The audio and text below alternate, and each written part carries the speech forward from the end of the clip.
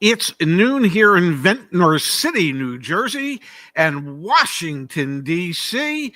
And this is What the Hell? Oh, we're CarEdge Live for Thursday, October 9th, with your hosts, me, Ray, here in Ventnor, New Jersey. I got called out on my pronunciation. And Zach, I don't know where the hell he is today, but my God, it looks beautiful. Just don't jump off of that bridge. That's actually New River Gorge. Pops did an interview this morning with a CBS affiliate in West Virginia, so had to set the green screen to my favorite place in West Virginia, New River Gorge. Here's the deal, Pops. We're going to be talking about the questions you should never answer when you're at the car dealership this morning, and then we will turn our attention to some of the news information out there.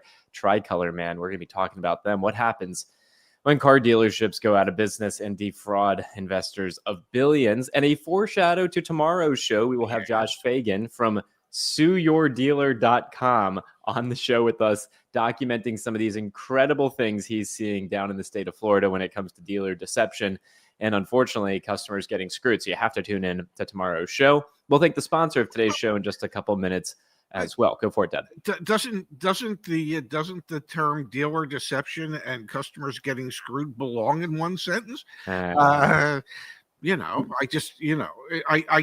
believe you can have one without the other. Tune in tomorrow, folks. It's going to be a good show having Josh on with us. Today's show, however, yes. CarEdge.com is the proud sponsor, at least for a few minutes here. Then we'll talk about our friends over at Delete Me. Folks, if we can help you shop for new or used cars, use our car buying services, CarEdge Insights, or the Research Center, there's so much available back at CarEdge.com. And I encourage everyone to give it a try, play around back on the website. Now, Dad. Yes.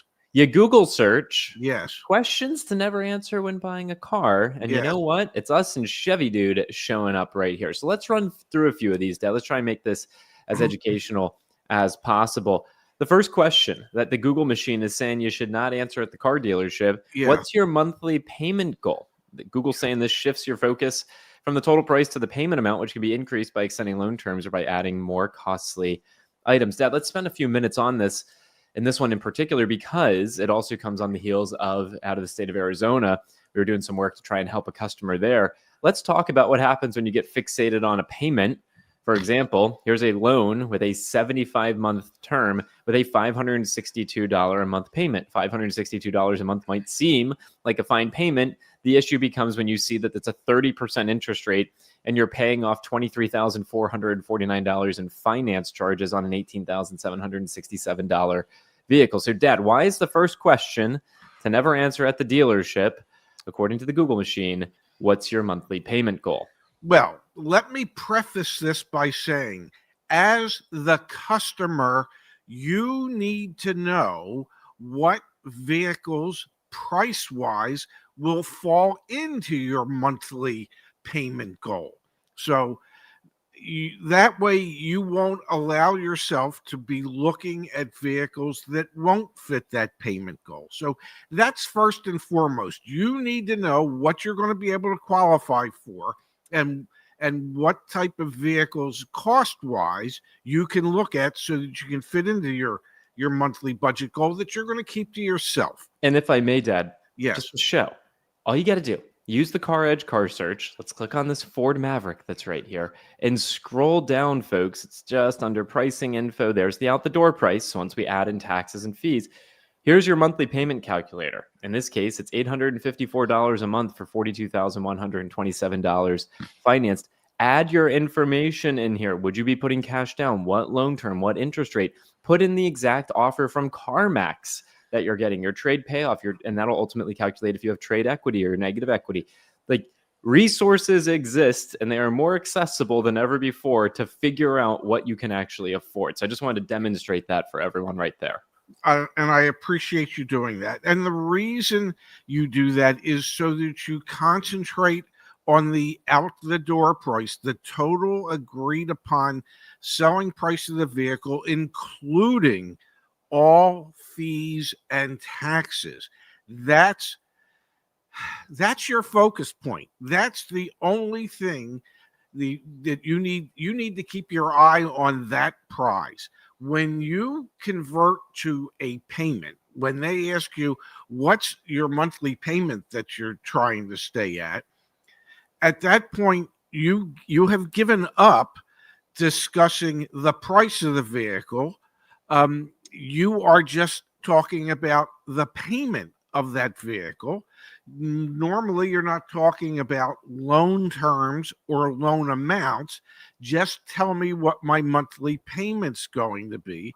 And either it fits into my budget or it doesn't. So you need to keep your eye on the prize. The prize is the out the door price, including all fees, so that you're not. It's kind of like magic tricks. Okay, we want you looking over here when you should be looking right here, Yeah, and so that's the thing. So just never answer what's your monthly budget. And may I say something about that contract you pulled up a moment ago, which I have looked at. Originally that was a 13,000, almost a $14,000 car. Okay. And somehow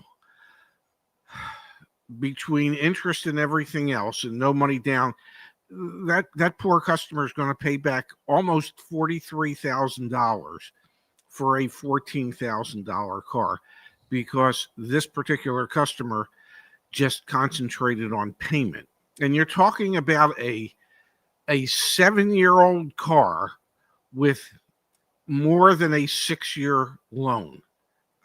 It is abject financial suicide. And this is, I think, a perfect example of going to the dealership and answering the what's your monthly budget question. In this case, imagine you go and you say, okay, well, I want to be around $550 a month for my payment. Next thing you know, in this case, you're buying what was it originally, Deb, before the taxes and fees? It was 13,000 and change. So it's a $13,000 vehicle that you're spending $42,000 on, but you hit your payment goal. And this is exactly why we preach. Do not answer these questions. And more than likely, in order to reach the payment goal, the dealership had to extend the terms further from 72 to 75 months to make it fall under, I don't know, $565 a month. Otherwise, the payment would have been $580 or whatever it was, and that might have been out of reach for the customer. So that's why if you're just fixated on payments, you'll end up where they extend the term in order to get you to the payment that you're desirous of. Absolutely. All right. So that's why number one on our questions to avoid answering is, what is your monthly payment goal? Now let's do number two, and then let's thank the sponsor of today's program. Number two, how much are you planning to put down? The Google machine says that revealing your down payment allows the dealership to use it to their advantage rather than focusing on the overall vehicle price. Is this another moment of misdirection? Why are we saying that you should not answer the question, how much are you planning on putting down? Because if you do that, then you have shifted the focus from getting an out the door price, understanding what it is that you're actually being charged for the vehicle. You're shifting the focus from that to, okay, what's my monthly payment? And here's how much I'm willing to put down to get there. And that information is used by the dealership to be able to maximize their profit by never really discussing with you what the total price of the vehicle is. They have you fixated on all the wrong things. Now, let's face it, 85% of customers out there are payment buyers, and that's the most important thing to them. But you have to, as a customer, understand what makes up that payment and what price range of car you need to be looking at in order to keep that payment where you would like it to be, based on a term that is acceptable for the age of the vehicle. A 6+ year loan for a 7-year-old car is not really acceptable. 48 months, 54, 60 months max, but not 75 months, not 6.25 years. So they get you to fixate on all the wrong things. Dad, we don't want folks to fixate on the wrong things, and we also don't want them having their data sold online. We got to take a second here to thank the sponsor of today's program, our friends at Delete Me. Now, Dad, you and I both know there are people out there selling our information online, and anyone can buy it. Things like your social security number, phone number, home address, and so much more are sold online, and they are available to marketers, scammers, heck, even a car dealer could probably get their hands on your data if they wanted to. Now, Delete Me, the sponsor of today's program, helps you take control over your data. Delete Me removes your personal information from hundreds of data brokers on your behalf. My dad and I both personally use Delete Me, and every single month behind the scenes, it is removing our information from hundreds of data brokers. You can get started today with a special offer for the CarEdge community. Just use the promo code CarEdge at checkout or click the link in the top of the description down below. Join deleteme.com/CarEdge. Take advantage of this opportunity. And Dad, it's a quality product that you and I obviously both use. And may I say this, when you say we use it, yeah, we don't do a thing. Delete Me does it all for us. So by using it, it's set up and it operates in the background, and they take care of everything, and we don't have to really do anything. Thank you, Delete Me. Now, Dad, you just mentioned it again. It's all about this misdirection, trying to get you to look over here when actually we're going to, focus on the out the door price. And also, I would say that when you disclose how much you're willing to do for a down payment, it just gives some extra fuel to the dealer's fire in terms of now they have a variable that they know that they can manipulate to get you to that payment goal. And they can also try and get you up from that payment amount. It makes me want to show you the way that we've trained our AI negotiator. I just want to show this briefly. If any of you are using the AI negotiator, this thing is just dead set on getting an out the door price. This is the agent. This is the dealer. Hi, Bobby. Please email me a revised out the door price that removes all the dealer installed add-ons, including the desert protection package. Okay, my manager's working on it. Okay, send it to me. Let me keep scrolling here. This is the sales manager. Asked me to get back in touch with you or available for a quick phone call. The agent's going to respond here, Dad. No, it wants the out the door price. It doesn't want a phone call. Send me the out the door price, and don't include the desert protection package. So I'm just sharing this because, we make these videos all the time, whether it's a live stream, an edited video, a written blog, and it's kind of monotonous. It's the same thing over and over again, but that's a perfect example of what happens when you don't just ask for the same thing. They're going to ask you the questions. They're going to say, hey, can we get on the phone? When you get on the phone, what are they going to talk to you about? Do you have a down payment? Do you have a this? Do you have a that? What's your payment goal? Or what's your monthly budget goal? No, this is why the AI is trained to do what the AI does. It just stays myopically focused on the one thing. Yeah, T-House says it's their script. Well, now we have ours too, okay? Yeah, no, and dealerships have scripts, and dealerships have word tracks. Salespeople are trained to get whatever your monthly budget is. They're trained to continue to ask for how much money are you planning on putting down. Yeah. They're trained to say whenever you answer either one of those questions, well, what's your monthly budget? Well, I don't want to spend more than $550 a month. They are trained to say and follow up with up to, and they will allow you to bump yourself, and you'll go, okay, well, no more than $600. Well, $50 a month for 75 months is a lot of damn money, ladies and gentlemen. So when you give in to their desires of giving them the information that they're looking for, many salespeople are going to tell you, oh, we're doing this so that you won't land yourself on the wrong car. Okay, that's why we ask. No, yeah, that's part of it. But they also want to maximize their profit because their pay plans are set up that way.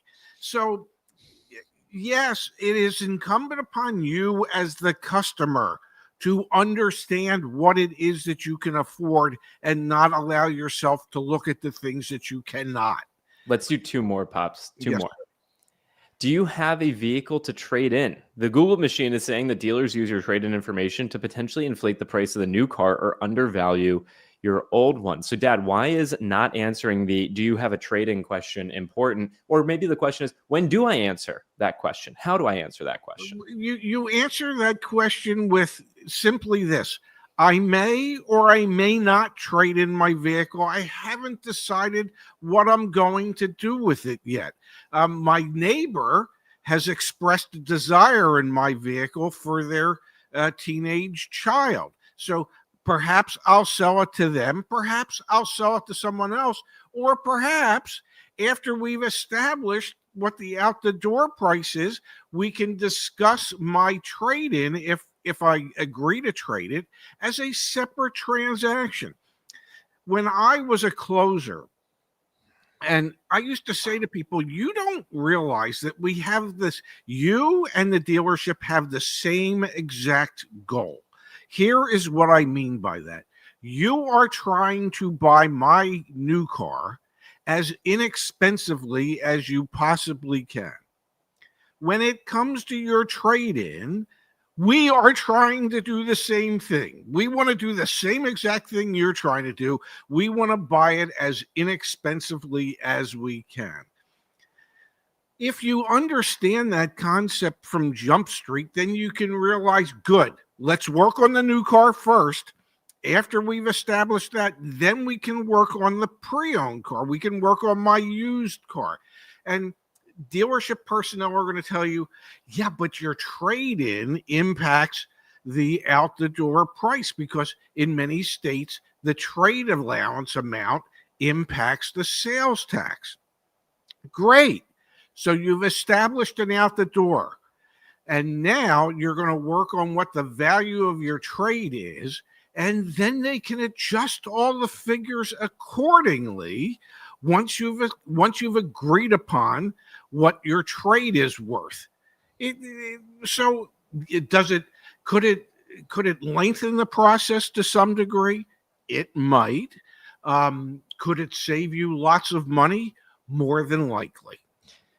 Love it, Pops. I just pulled up and I'll share it on the screen. I dropped the link in the chat. We've got a great guide, The Trade-in Tactics for Success. You wrote this probably 5 years ago. We update it all the time. But that's exactly why you don't answer that question, or why there's a strategic way to answer that question and a thoughtful way to answer that question. Encourage everyone here to go to the Car Trade-in Tactics for Success. Just Google search that and it'll pop right up. Let's do one more, Dad, and then we will switch gears and do a little bit of news on today's show. What type of credit do you have? This one, Google machine is saying you should know your credit score, but it's best to keep this information private until after you've settled on the car's price. Why is the Google machine saying we shouldn't be answering the credit question? Well, it is incumbent upon you as the customer to know, to find out prior to ever going into the dealership or any dealership, to know what your auto FICO score is. How can you find out? Go to your credit union, go to your bank, say, gee, I'm considering buying a car. I'd like to get pre-approved for a car loan. They're going to run your credit. And when they run your credit, ask them, what's my FICO score? Okay. Now, why do you want to keep that to yourself?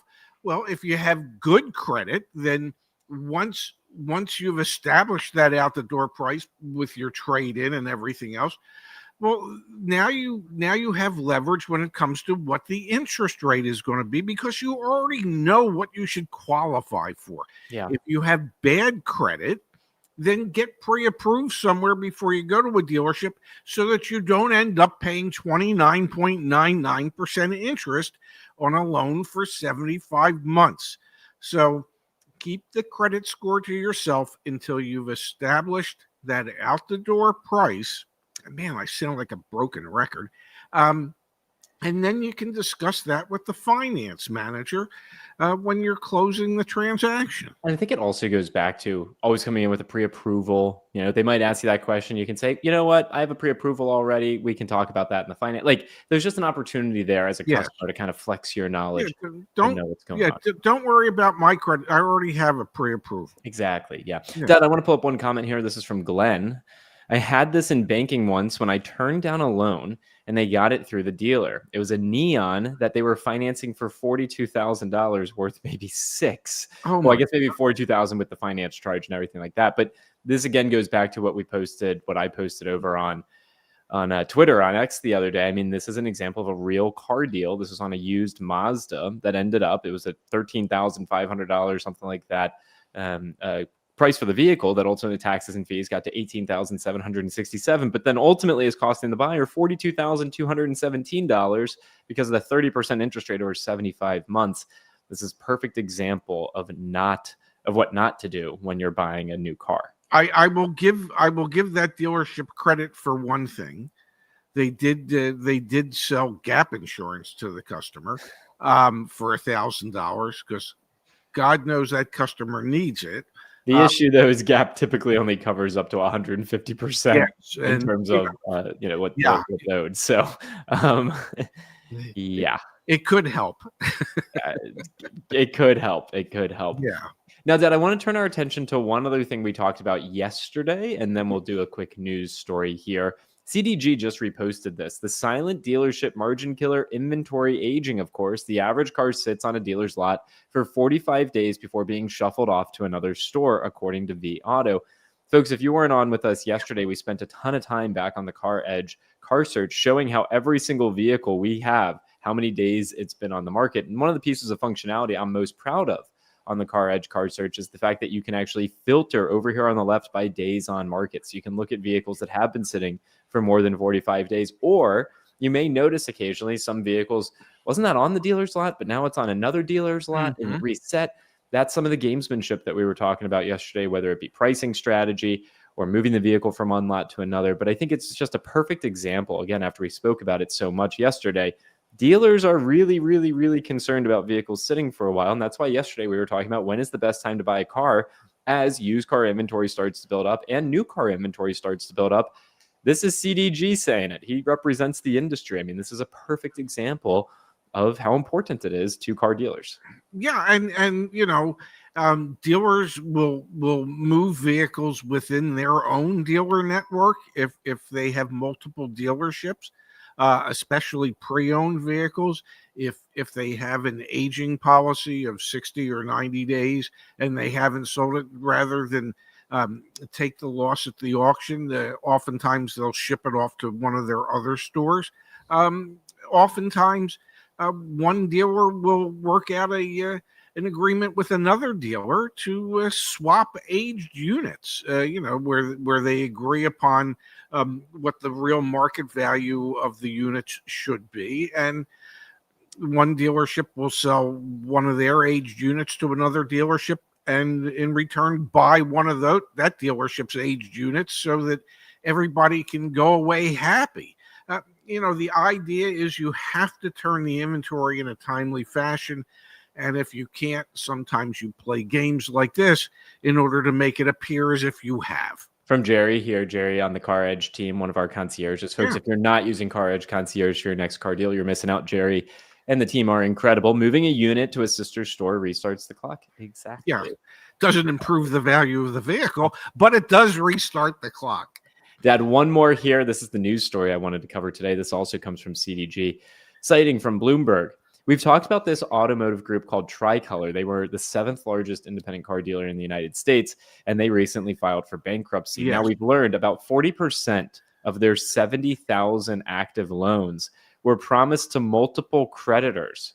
Now, Dad, you're going to have to explain this like I'm 5. Last time I checked, you can only take out one auto loan at a time against a vehicle, right? But this is saying that almost half, 40% of 70,000 active loans for Tricolor customers were collateralized to multiple lenders. They had multiple loans on the vehicles. Yeah. That seems bad. Well, at the very least, it's fraud. It may not be bad, but it's illegal. And so fraud, as a rule, is bad. Okay, but that's what it is.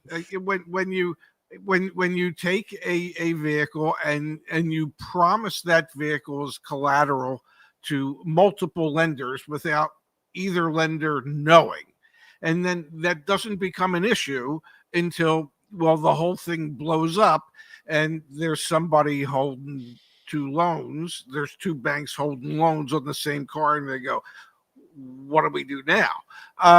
So yeah, it's Yeah, does one bank get to repossess it first, and then the next bank gets to repossess it second? I mean, this is bad. It's not like you can't have two loans on a vehicle.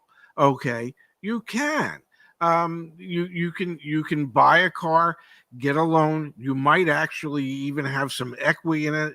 You can go to, I don't know, payday loans or somewhere else, and you can get a secondary loan on it. Okay, where it would be listed as the second lien, not the first. Just like you can get a second mortgage on a house. But to just sell the loan to two different banks on the same car, that that that's not that's not a legitimate way of doing business. Yeah, there's a ton of fraud caught up in this. I think it was to the tune of over $1 billion that Wall Street could be out as a result of what's going on here. So it's pretty scary stuff. It's scary stuff because the banks that are helping dealerships like that, providing them with the credit lines to be able to do what they're doing, aren't necessarily inspecting what it is that they're expecting. So if you don't inspect, then this is what happens. And so if you just believe that every dealer you've signed up as a bank is just going to operate on the up and up, well, you're being foolish as a lender. You need to check. That's why banks do floor plan checks once a month. They if you haven't paid off a car that you've sold, well, the bank wants to know why. Where is the car? And if that practice tends to grow, then the dealership normally gets sued because they're out of trust. What's known as out of trust, because they're not paying off the vehicles as they're selling them as they've promised to do. So, people do strange things when they are financially stretched. Well, and also when they're financially motivated, right? Like this dealer group wanted to sell cars, get stuff moved. Well, not only did they want to sell cars to get stuff moved, they wanted to sell cars whether you had a social security number or not. They wanted to sell cars without running a credit check, and so they would write these loans, and then they would turn around and sell these loans to banks. And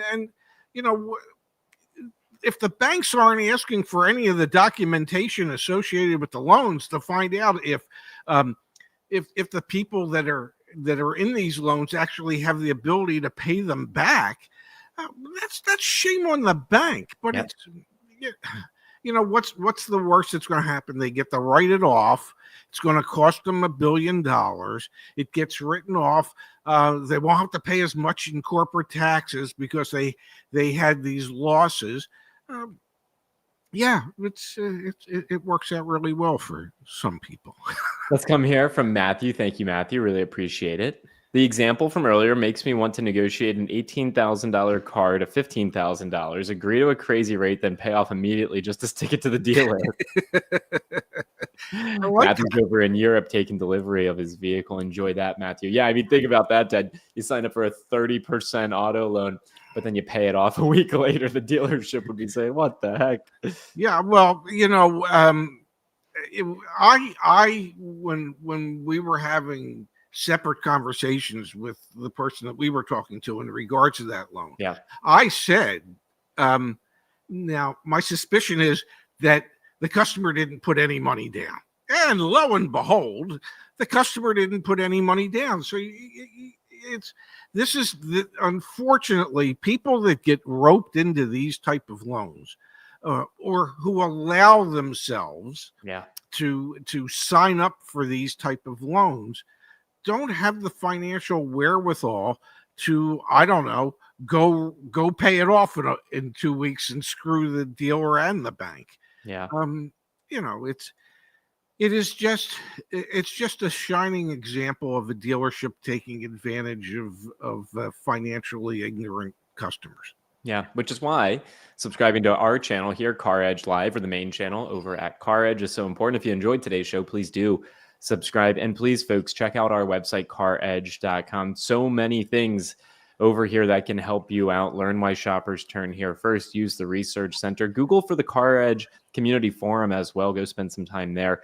Please, please, please be an informed shopper, be an empowered shopper. Leverage the resources we have out there. There is no excuse today for anybody to be that uneducated when it comes to car loans and things of that nature. There are too many websites out there that offer up the information that you need. And I would guarantee, as much as I guaranteed yesterday that the customer had not put any cash down on the new car that they bought, I would guarantee that if they don't have a computer at home, they have one in their hands. They have a cell phone. And because everybody has a cell phone, even people with bad credit. And so just utilizing their cell phone, they could have availed themselves of information that would have prevented them from getting into a situation like this. And so, for sure, Dad, there's just too much information out there to ever allow yourself to be taken advantage of like this in the future. So please, folks, share the materials, share what we're up to. We really appreciate it. We'll be back tomorrow again. We've got a special guest joining us, Josh Bacon. So please tune in to tomorrow's show. And Dad, enjoy your afternoon. You do the same, young man. And that's a lovely looking area. What is that? Red River Gorge? What is it again?